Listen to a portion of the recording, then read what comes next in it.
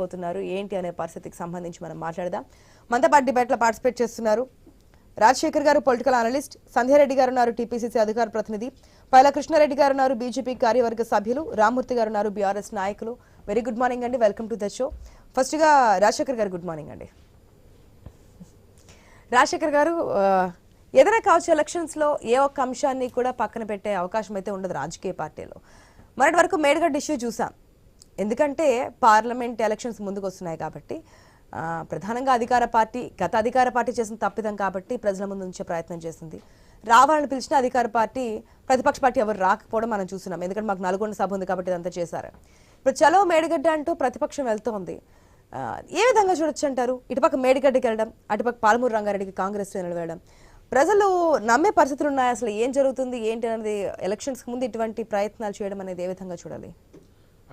ముందుగా మీకు, అలాగే ప్యానెల్లో ఉన్న పెద్దలకి, మన ఐ న్యూస్ వీక్షిస్తున్న ప్రేక్షకులందరూ కూడా శుభోదయం. ఇప్పుడు జరుగుతుంది తెలంగాణలో జల రాజకీయాలకి జరుగుతున్నాయి. అన్ని పార్టీలు కూడా ఈ నీటి వివాదాన్ని తమకు అనుకూలంగా మార్చుకుని రేపు రాబోయే పార్లమెంట్ ఎన్నికల్లో ఎంతో కొంత మైలేజ్ సంపాదించాలనే ఉద్దేశంతో ఈ రాజకీయ పక్షాలన్నీ ప్రయత్నం చేస్తున్నట్టుగా ఉంది. మొన్న అధికార పక్షం ముఖ్యమంత్రి గారి నేతృత్వంలో శాసనసభా పక్షం అంతా కూడాను మరి మేడిగడ్డ సందర్శించినప్పుడు ఆయన ఒక సందేశం ఇచ్చారు. మొత్తం అఖిలపక్షంతో సహా అందరం వెళదాము, మేడిగడ్డ సందర్శించి వాస్తవాలు తెలుసుకుని దానికి అనుగుణంగా మనం ఏ రకంగా చేస్తే బాగుంటుంది, నిజాలు కూడా మన వాస్తవాలు కూడా తెలుసుకోవడానికి అవకాశం ఉంటుంది, ప్రతిపక్షంగా మీరు కూడా సలహాలు ఇస్తే ప్రభుత్వం ఆ దిశగా ముందుకెళ్తుందని చెప్పి ముఖ్యమంత్రి గారు పిలుపునివ్వడం జరిగింది. కానీ ఆ రోజున బీఆర్ఎస్ నుంచి ఎటువంటి స్పందన లేదు, పైపెచ్చు విమర్శలు కూడా చేయడం జరిగింది. అక్కడికి వెళ్ళి ఏం బీగుతారని కూడా మాట్లాడటం జరిగింది, కామెంట్స్ విన్నారు. ఈ రోజున మరి అదే బీఆర్ఎస్ ఏదైతే కాళేశ్వరం ప్రాజెక్టుకి మరి మూలస్తంభంగా ఉన్న కేసీఆర్ గారు లేకుండానే కేటీఆర్ గారు, మరి అప్పటి జలవనరుల శాఖ మంత్రి హరీష్ రావు గారి నేతృత్వంలో ఈరోజు బీఆర్ఎస్ బృందం అంతా కూడా మేడిగడ్డ సందర్శించడం జరిగింది. అట్ ది సేమ్ టైం అదేవిధంగా ఏదైతే అధికార పక్షం ఉందో ఆ శాసనసభా పక్షం కూడా పాలమూరు రంగారెడ్డి ఎత్తిపోతల పథకం దగ్గరికి వాళ్ళు కూడా ఈరోజు సందర్శించడం కోసం వెళ్తా ఉంది. ఆ తర్వాత రాష్ట్రంలో, తెలంగాణ రాష్ట్రంలో ఉన్న ప్రజలందరికీ ఒక అట్రాక్షన్ క్రియేట్ చేసి తద్వారా మేము ఏదో చేస్తున్నాము, మా తప్పు లేదని బీఆర్ఎస్ కాదు తప్పు జరిగింది ఎత్తి చూపడం కానీ అధికార పక్షం, ఈ రెండు వాద ప్రతివాదాలతో ఈ రోజున ప్రాజెక్టులని వాళ్ళు ఉపయోగించుకోవడం కోసం ఈ ప్రక్రియ కొనసాగుతున్నట్టుగా కనిపిస్తూ ఉంది.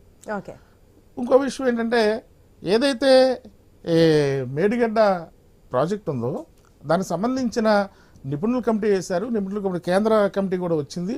ఆ ప్రాజెక్ట్ యొక్క స్థితిగతులను కూడా వివరించడం జరిగింది. అది ఈరోజు కూడా రాబోయేది వేసవికాలం, తదనంతరం మనకి వర్షాకాలం రాబోతూ ఉంది. ఖచ్చితంగా తాగునీరు, సాగునీరు అందించాల్సిన బాధ్యత ప్రభుత్వానికి ఉంది.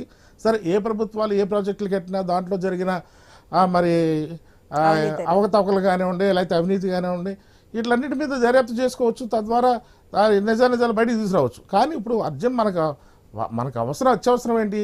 ఈ సాగునీరు, తాగునీరు అనేది ఇప్పుడు మనకు అవసరం. కాబట్టి మేడిగడ్డ ప్రాజెక్ట్ని ఏ రకంగా పునర్నిర్మాణం చేయొచ్చు, దాని ద్వారా నీటిని ఏ విధంగా సరఫరా చేయొచ్చు అన్న దాని మీద ప్రభుత్వం కాన్సన్ట్రేషన్ చేయాల్సిన అవసరం ఎంతైనా ఉంది. అదేవిధంగా ముఖ్యమంత్రిగా రేవంత్ రెడ్డి గారు కూడా చాలా బాధ్యతాయుతంగా వ్యవహరించాల్సిన పరిస్థితి ఉంది. ఎందుకంటే ఆయన ద్విపాత్రాభినయం చేస్తున్నట్టుంది. పిసిసి ప్రెసిడెంట్ గారు, ముఖ్యమంత్రి గారు ద్విపాత్రాభినయం చేస్తున్నారు. సవాళ్ళు, ప్రతి సవాళ్ళకి సమయం కాదు ఇది. రాజకీయాల్లో ఎన్నికల సందర్భంలో, ఎన్నికల ప్రచార సభల్లో సవాళ్ళ ప్రతిసవాళ్ళు చేసుకోవడం అనేది సహజం. కానీ ఒక ముఖ్యమంత్రి స్థానంలో ఉన్నప్పుడు ఆయన వాడే భాష కానీ, ఆయన ప్రవర్తించే ఏదైతే ఆ బాడీ లాంగ్వేజ్ ఉందో అది ముఖ్యమంత్రికి ఆ స్థాయిని వారికి వారే కొంచెం ఆ రకంగా చేయకుండా ఉంటే బాగుంటుంది అనేది ప్రజల నుంచి వస్తున్న ఇది. ప్రతిపక్షంలో ఉన్నప్పుడు అనేక రకాల విమర్శలు చేయొచ్చు, ఏ రకమైన సవాళ్ళైనా విసరొచ్చు. కానీ ముఖ్యమంత్రిగా ఆయన బాధ్యతగా ప్రవర్తించాల్సిన అవసరం ఉంది. ఎందుకంటే ఏదైతే తన ప్రభుత్వం ద్వారా ప్రజలకి చేయాల్సింది ఉందో దాని మీద ఆయన కాన్సన్ట్రేషన్ చేసి ప్రభుత్వం ద్వారా ప్రతిపక్షం చేసే విధానాల ద్వారా ప్రతిపక్షాన్ని ప్రజల ముందు నిలబెట్టాల్సిన అవసరం ఆయన చేతుల్లోనే ఉంది. అంత బాధ్యతయుతమైన బాధ్యతలు ఆయన ఉన్నప్పుడు ఆయన కూడా రాజకీయాల కోసమే తను ఆ రకమైన లాంగ్వేజ్తో ఆయన ఆ రకంగా మాట్లాడతాం అనేది. ఇప్పుడు చూడండి ఏ రకమైన పరిస్థితికి వచ్చిందో. ఒక సీటు మీరు గెలుస్తారా, మీ అయ్యా నువ్వు కలిసి ఏం సాధిస్తారనే లాంగ్వేజ్లో ఆయన మాట్లాడినప్పుడు కేటీఆర్ గారు ప్రతి సవాల్ అనేది చాలా గట్టిగానే ఇచ్చారు కౌంటర్ ఆయనకి.